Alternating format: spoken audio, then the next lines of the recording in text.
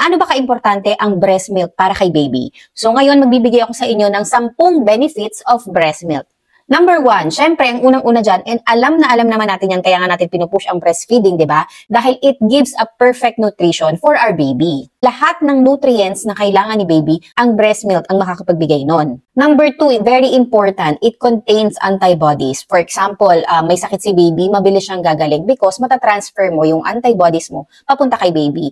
Alam niyo ba mga mommies na kahit kayo ay may sakit, si mommy may sakit, pwede ka pa rin magpa-breastfeeding. Maganda ngayon kasi mas lalong hindi mahahawa si baby mo dahil maitatransfer mo sa kanya yung antibodies na magiging protection niya or panlaban niya against infection. Number 3, it promote healthy weight for your baby. Kasi alam niyo ba na mas mataas ang fat content ng breast milk. Kaya mas mabilis silang tumaba, mas mabilis silang tumabotsyok. Number 4, it boosts baby's growth and development. Yung mga baby na nagbe-breast milk is mas mabilis nilang na-achieve yung mga milestone, mas mabilis silang humahaba, tumataba, or mas namimit nila yung normal height and weight. Number 5, it reduces the risk of some diseases. Mas nagiging healthier sila. Mas madalang silang magtae, mas hindi sensitive yung tiyan nila, and mas strong yung lungs nila. Next, it is easier to digest compared to mga formula milk. Yung nagpapadede pa lang kayo, pumupupo na siya. Or, pagkatapos niyang dumede, pupupo na siya. Ganon kabilis i-digest ang breast milk. Pero don't worry dahil lahat ng nutrients na kailangan ni baby ay na-absorb na ng katawan and nilabas lang niya yung excess. Next, it reduces the chance of developing allergies. Hindi naman ako against sa formula milk or mga nagba-bottle feeding. Pero let me give you an example na yung ibang mga babies na nagtatry sila ng iba't ibang formula milk kasi nagkakaroon sila ng allergies or hindi sila hiyang. They need to try different kinds of formula milk kung saan sila mahihiyang. So sa breast milk, syempre wala.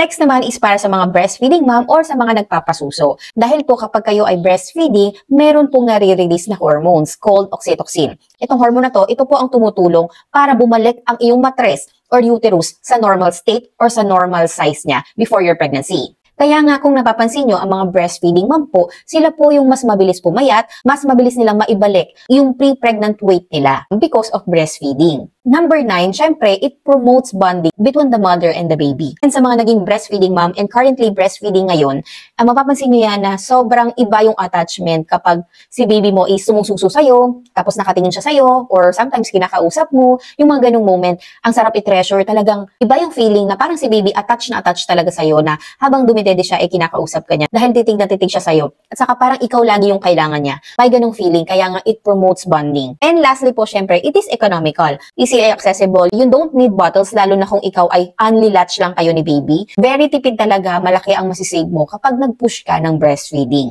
O syempre, disclaimer natin, baka mabash na naman tayo. Ang content na to is all about benefits lang ng breast milk. Kung ano yung makukuhang benefits ni mommy and ni baby sa pagpapasuso sa breast milk. If you are pursuing formula milk, it's totally okay. You're still a mom, you're a great mom, and you're doing your job. So that's it. Thank you for watching. I hope you learned from this video. Bye!